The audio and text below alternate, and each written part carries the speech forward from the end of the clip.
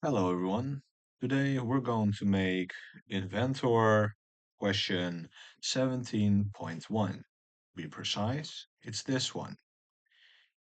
From last video I noticed that the videos took a bit too long and got a bit out of touch. So I will now talk about them separately so you can look them individually for only the ones that you need. All right, well, let's start with this one. How are we going to make this? Well, it is relatively simple. As you can see, it's a big circle, and one of the um, things you can use in Inventor is the revolve feature. So that is what we'll do. We'll make this part or in Fusion or Inventor, and we'll just revolve it on the center line and make it I don't know, a wheel or something like that. Well, let's begin. First of all, the axis. Which axis will we want to use? I would prefer the XY axis because it is going to be upstanding, or at least that's how it looks like. That's what it looks like. Uh, oh, no, my bad. What I meant to say is the YZ axis. There you go. All right. Well, let's start. As you can see, it says that it has a circle of 70 and 72. How could you portray this on in Inventor? Do you need to just calculate half of the distance? Well, you can do that. There's also a technique for that. What you can do is first off make a center line, or well, let's make it a construction line. Yeah, construction line. Oh,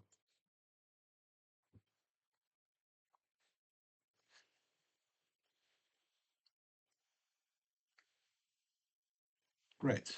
Construction line made.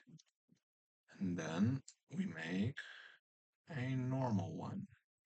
Cool. Now what we can do is oh right, that's what we needed to make. We need to make a center line. So now it's a center line, and because it's a center line, we can just click this, click that, and boom. As you can see, it now has a circle with a line in front of it. Now we can just call that, make that 70, and it will immediately do it for us. It's quite handy. All right. If we look at the measurements on the top here, we can see that the smallest line is 36. So that's what I'll currently make this one. So it is the smallest one, the line down here. Then one bigger is 48. So that's what we'll put as well. There you go. Doesn't need to be all too good. 48. 140. Maybe probably somewhere here. Once again, remember, do not try to touch the green one. It makes things complicated. All right. The 70, we'll put that one as well.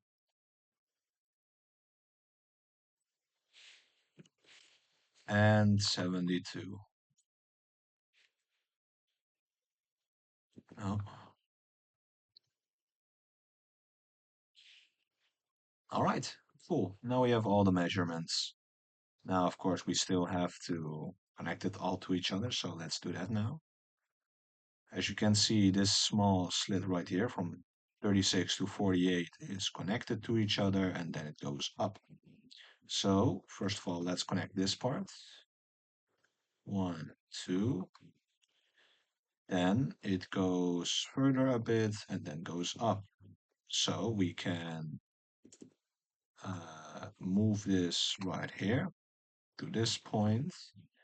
And this is the 70 part. It's a quite a difference. Am I making a mistake? 48? No. 36? No. And then 70. No, it did. I guess it's just very high up. All right, no problem. And we'll just get that right there. Now it will go up from that location. So let's make you smaller. Um,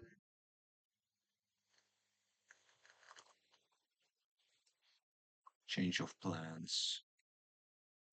Let's delete you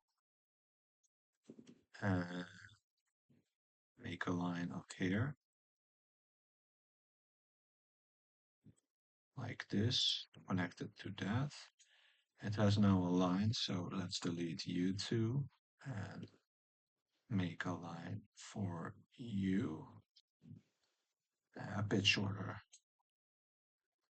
And then it goes, what the heck is that? And it goes down like this.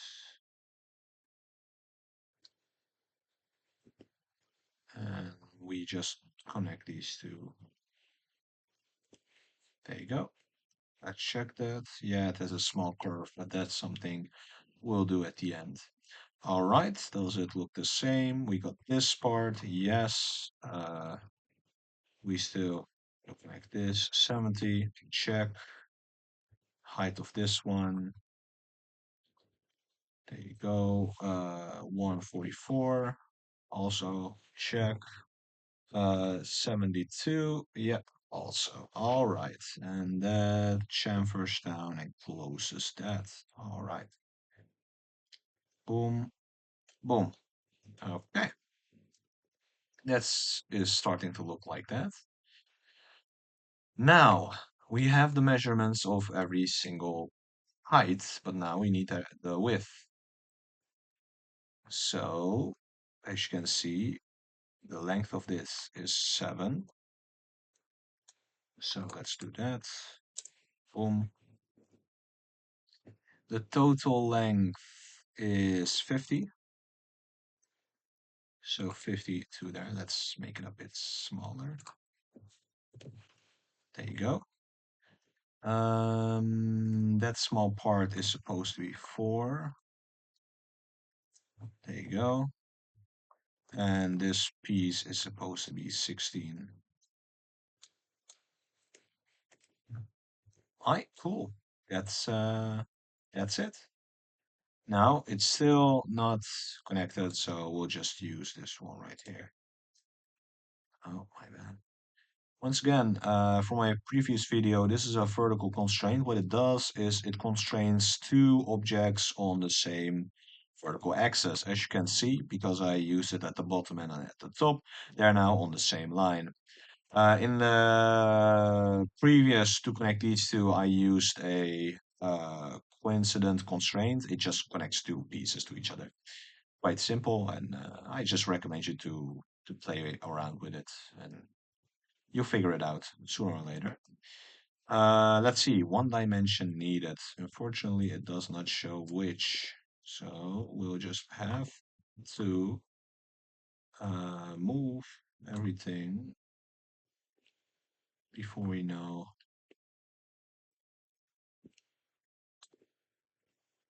Hmm, it's kind of strange. Is it this maybe? Ah, okay, this is just a length. Well, it doesn't really matter, so let's just give it a constraint of what? 50?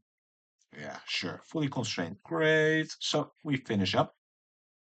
We then do it like this. We revolve, click this shit on, access immediately this one, hapsike, and it's done. As you can see, it now starts to look like it. Is it done? Absolutely not. We still have to make a new sketch. Let's see, we need to make holes.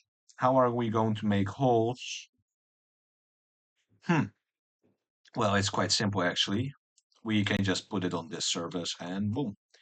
We take a circle. It's big, doesn't matter. 24, it's okay.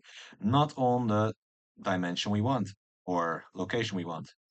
No worries. We have this STC 110. That is the circle you can say, you could say. So half of that would be 55. So if we were to just click this, uh, 55. What does STC mean? It's just a circle. As you can see, there's this line going around it. That's the 110 that they mean. All right. As you can see, it is not in line. Well, I already told you it's on the before. You can just click on two parts and it will constrain. Now it's fully constrained. What are we going to do? Are we going to try and make every single circle? Of course not, because we can just circulate it. We pick this geometry, we take these axes, and we want 8 of them in total. And would you look at that? We have now 8 circles. Beautiful. What does a circle do? Basically, it makes a circular pattern of the geometry you have selected. Because I selected a circle, everything becomes a circle. And because it's around this axis, it will turn around that. And because it's already connected to a length, if I make this 40, it will become smaller. 60, it will become bigger.